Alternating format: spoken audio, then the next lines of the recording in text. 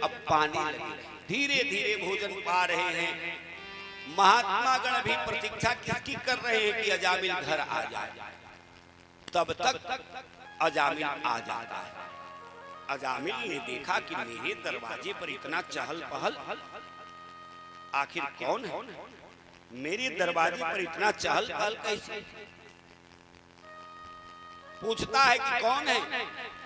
पत्नी बोल पड़ी कि आप नाराज मत होइए, महात्मा गण हैं, तीर्थ यात्रा में निकले हैं, भूख से व्याकुल थे, मैंने निवेदन करके भोजन करा दिया है। मौन हो गया, चुपचाप क्रोध के मारे खड़ा रहा कि ठीक है, महात्मा है इसलिए मैं बोलूंगा नहीं। महात्मा गण भोजन अब और अधिक देर लगाने लगे। भोजन बहुत विलंब से महात्माओं ने किया। भोजन करने के पश्चात हाथ धोए और अजामिल के पास आ गए। महात्मा में से जो सबसे प्रमुख थे बोल पड़े कि भोजन दक्षिणा कौन देगा, तुम या तुम्हारी पत्नी? कहा कि मतलब तो तुम भली भांति जानते हो, संत को ब्राह्मण को जब भोजन कराया जाता है तो भोजन के बाद दक्षिणा दी जाती है। दक्षिणा दो ताकि हम लोग यहाँ से प्रस्थान करें। अब क्रोध से कांपने लगा, हाथ में एक डंडा है और डंडे से उस महात्मा को मारता। कहा कि मेरे यहाँ भोजन किया, मेरा इतना नुकसान किया और उसके बाद अभी भोजन दक्षिणा मांग रहे हो। क्रोध के मारे डंडा चला दिया। डंडा का जैसे ही स्पर्श हुआ, ज्ञान का संचार, महात्मा को मारने का जो अपराध बोध है उसे हो गया कि मेरे द्वारा तो अपराध बन गया, महात्मा के ऊपर मैंने डंडा चला दिया। फिर ग्लानि हुई, डंडा हाथ से छूट जाता है और बोलता है कि महाराज आप लोग भोजन कर रहे थे, भोजन आपने किया, गोविंद जय जय गोपाल जय गोविंद जय जय गोपाल जय जय गोविंद जय जय गोपाल जय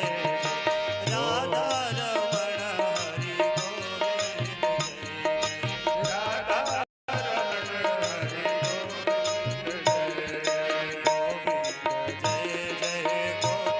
गोविंद राधा रमण हरि गोविंद जय जय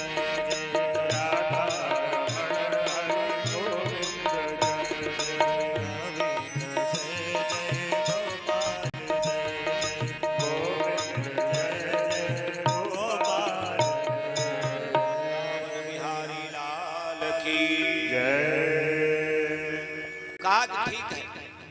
दक्षिणा चाहिए तो आप मांग ले, व्यर्थ में मैंने प्रहार कर दिया, डंडा चला दिया, क्या चाहिए?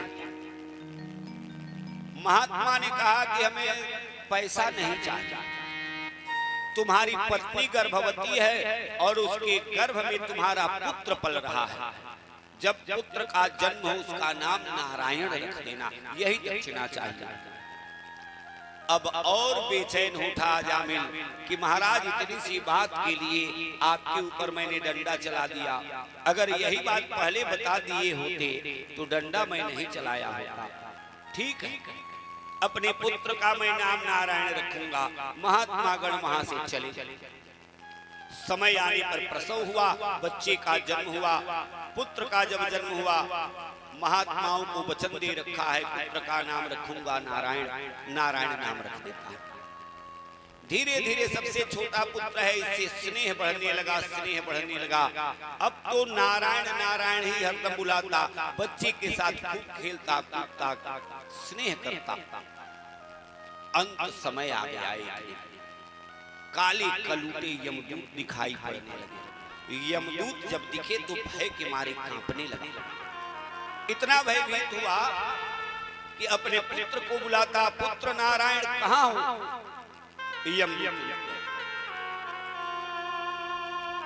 देखा कि यमदूत रुक रहे हैं। जब यमदूत आगे बढ़ते अपने पुत्र नारायण को आवाज लगाता, यमदूत अब आगे बढ़ते ही नहीं, जब यमदूत आगे बढ़ते अपने पुत्र नारायण को बुलाता, यमदूत वहीं रुक जाते। अब तो ये समझने लगा कि जब मैं अपने पुत्र को बुलाता हूँ ये रुक जाते हैं, तो अपने पुत्र को बार बार बुलाने लगा, नारायण नारायण बार बार कहता। नारायण नाम का इतना उच्चारण हुआ, इतना उच्चारण हुआ कि भगवान नारायण के पार्षद वहां आ पहुंचे। भगवान नारायण के पार्षद आते हैं, यमदूतों को खदेड़ते हैं। यमदूतों ने कहा कि भगवान आप तो भगवान नारायण के पार्षद हैं, हम लोगों का क्या साहस कि आपसे प्रश्न करें, लेकिन फिर भी जो विधि का विधान है इसकी आयु पूर्ण हो चुकी है और यम की आज्ञा से हम इसके प्राण वायु का हरण करने आए हैं। ये तो आपको बुला भी नहीं रहा है, भगवान नारायण को भी नहीं बुला रहा है, आप लोग क्यों आ गए? कहा कि देखो, जब भगवान नारायण को नहीं बुला रहा है तो तुम लोग रुक क्यों गए? यमदूतों ने कहा कि भगवान नारायण के नाम का ऐसा प्रताप है कि जो व्यक्ति भगवान नारायण के नाम का उच्चारण करता है वहां हमारा प्रवेश नहीं होता। परीक्षित सुखदेव जी महाराज से पूछते हैं कि प्रभु, जब वो अपने पुत्र को बुला रहा था तो यमदूतों का डरना, भगवान नारायण के पार्षदों का आना, ये मैं समझ नहीं पा रहा। तब सुखदेव जी महाराज भगवान के नाम की महिमा को बताते हैं कि भगवान के नाम की महिमा क्या है। सुखदेव जी महाराज परीक्षित को बताते हैं कि सांकेत्यम परिहास्यम च आखेटम हेलनमेव वा। संकेत में अगर किसी को बुलाया जाए, नारायण नारायण कहते हुए किसी को बुलाया जाए, सांकेत्यम। खेल खेल में परिहास्यम च, खेल खेल में किसी को व्यंग में ही भगवान के नाम को लेकर बुलाया जाए, खेलते हुए, व्यंग में, परिहास में, यात्रा में, संकेत में, किसी बहाने भगवान के नाम को अगर लिया जाए तो भगवान के नाम का ऐसा प्रताप है कि भगवान का नाम उसका अवश्य ही कल्याण करेगा, जो भगवान के नाम को बार बार लेता है, चाहे किसी भाव से भी ले, भगवान का नाम अवश्य लेना चाहिए। और भगवान के नाम का ऐसा फल हुआ, भगवान के नाम का ऐसा फल हुआ कि अजामिल की सदगति हो गई है भगवान के नाम की। जब कोई नहीं आता मेरा शाम आता है, जब कोई नहीं आता मेरा शाम आता है, मेरे दुख के दिनों में वो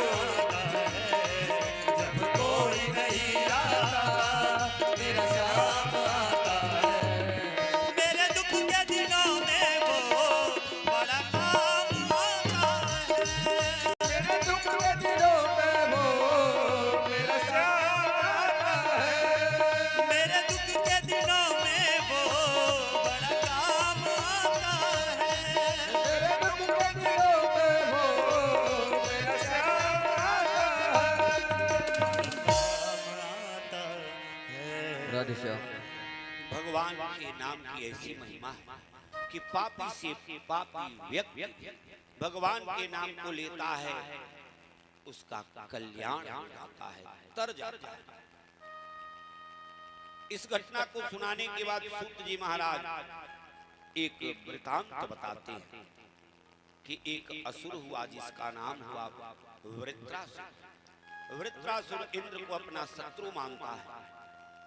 वृत्रासुर इतना दुर्धर्ष योद्धा है, इतना पराक्रमी है कि इंद्र डर की मारे गिरी कंदराओं में छिप जाते हैं। वृत्रासुर का इतना आतंक है, लेकिन वृत्रासुर की विशेषता क्या है? वृत्रासुर भगवान नारायण का भक्त है। वृत्रासुर केवल इंद्र को अपना शत्रु मानता है। इंद्र जब भगते हैं तो सारे देवता पीछे पीछे भगकर गिरी कंदराओं में छिप जाते हैं।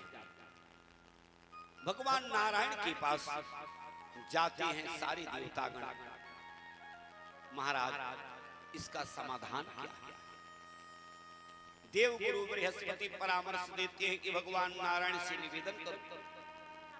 भगवान नारायण आश्वासन देते हैं कि समय आने पर हम इसका निदान करेंगे। देवगुरु बृहस्पति ने कहा कि देखो, इस प्रकृति में ऐसे व्यक्ति को खोजो जिसने अपने जीवन में कभी क्रोध न किया। अगर वैसा व्यक्ति मिल जाए तो वैसे व्यक्ति की अस्थियों से वज्र का निर्माण हो और वृत्रासुर को मारा जाए।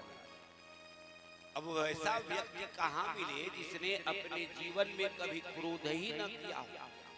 खोजते खोजते पता चला कि महर्षि दधीच अपने जीवन में कभी क्रोध ही नहीं किए। दधीच के पास सारे देवता दौड़े हुए चले गए। महाराज, हम आपके पास एक याचना करने आए। महर्षि दधीच को तपस्या का बल है, तुरंत समझ गए कि देवताओं के आने का उद्देश्य क्या है। कहा कि कहो महाराज, आपकी अस्थियां चाहिए। दधीच हंसते हुए अपने प्राण को ऊर्ध्वगामी बनाते हैं और भगवान के श्री चरणों में विलीन हो जाते हैं, अस्थियों को दान देते हैं। उस अस्थि से वज्र का निर्माण होता है। अब देवराज इंद्र वज्र को लेकर बड़े प्रसन्न घूम रहे हैं कि कब वृत्रासुर दिखे कि वृत्रासुर को मैं मार। वृत्रासुर एक दिन भगवान नारायण की आराधना कर रहा है, ध्यान में खड़ा है। तब तक पीछे से इंद्र वज्र लेकर आ जाता है। इंद्र की तरफ वृत्रासुर देखता है, हाथ में वज्र दिखता है। वज्र बना कैसे है? तो महर्षि दधीच की हड्डी से। और दधीच कैसे है? तो परम तेजस्वी महात्मा। महात्मा की अस्थि है, उस अस्थि में बड़ा तेज है। उस तेज में वृत्रासुर को भगवान नारायण का दर्शन होने लगा। वज्र में ही वृत्रासुर को भगवान नारायण का दर्शन होने लगा। अब तो नारायण की ही आराधना कर रहा था और वज्र में जैसे ही भगवान का दर्शन होने लगा, हाथ जोड़ दिया और प्रार्थना करता है कि हे भगवान, आपकी बड़ी कृपा हुई, आपने दर्शन दिया और मेरी कामना भी कुछ नहीं है। मेरे मन की कामना क्या है? कहा कुछ नहीं। वृत्रासुर बोल पड़ा भगवान से कि ननाक पृष्ठम न च पारमिष्ठ्यम न सार्वभौमम न रसाधिपत्यम न योग सिद्धि रपुनर्भवम्मा समंजसत्वा विरहय कांक्षि। हे प्रभु, मुझे स्वर्ग का अधिपति नहीं बनना। इंद्र को मैं भले ही खोजता था मारने के लिए, लेकिन जब आपका दर्शन हो गया तो कुछ शेष बचा नहीं। ननाक पृष्ठम, नाक कहते हैं स्वर्ग। स्वर्ग की कामना अब नहीं बची। स्वर्ग का राजा मैं नहीं बनना चाहता। ननाक पृष्ठम न च पारमिष्ठ्यम, और ब्रह्म गति भी मुझे नहीं चाहिए। न सार्वभौमम, इस पृथ्वी का भी अधिपति अब मैं नहीं बनना चाहता। न रसाधिपत्यम, न रसातल लोक का राजा बनना चाहता। न योग सिद्धि पुनर्भवम, योगी जन सिद्धि के द्वारा, अपनी साधना के द्वारा आपको प्राप्त कर लेते हैं। वैसी भी सिद्धि अब मैं नहीं चाहता।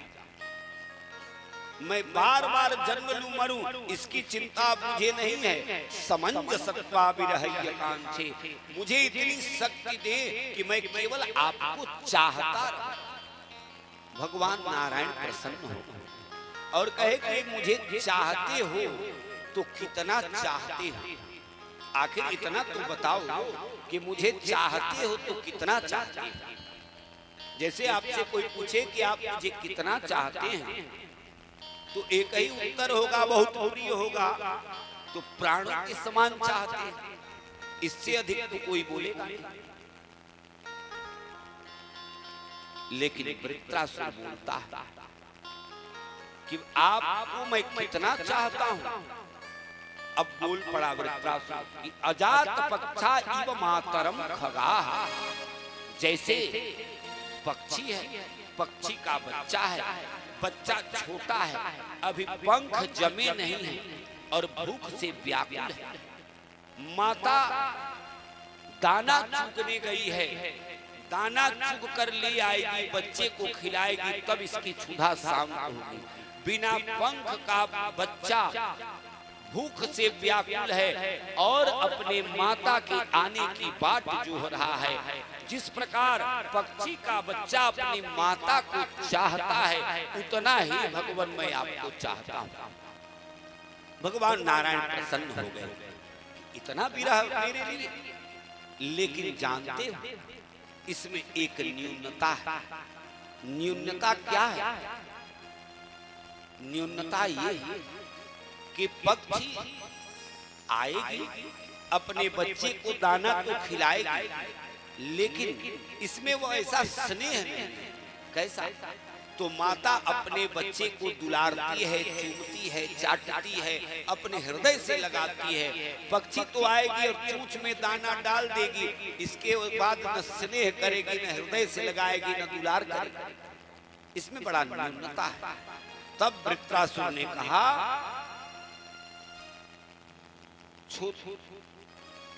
अजात पक्षाइव मातरम खगाः स्तन्यम यथा वत्सतराः क्षुधार्ताः। हे भगवान, अगर पक्षी के बच्चे में न्यूनता है तो जैसे बछड़ा गाय गई है चरने, भूख से व्याकुल है, अभी घास खाना सीखा नहीं है, तो बछड़ा जिस प्रकार गाय के आने की प्रतीक्षा कर रहा है, वैसा चाह, जिस प्रकार बछड़ा गाय को चाह रहा है, वैसा चाह मेरे अंदर है, वैसे उतना ही मैं आपको चाहता हूं। और एक बात और है प्रभु, इसमें कोई न्यूनता नहीं है। गाय जब आती है तो अपने बछड़े को दूध पिलाती है, दूध पिलाने के बाद चूमती है, चाटती है जीभ से और अपने अंक से लगाती भी है। दुलार भरपूर है महाराज।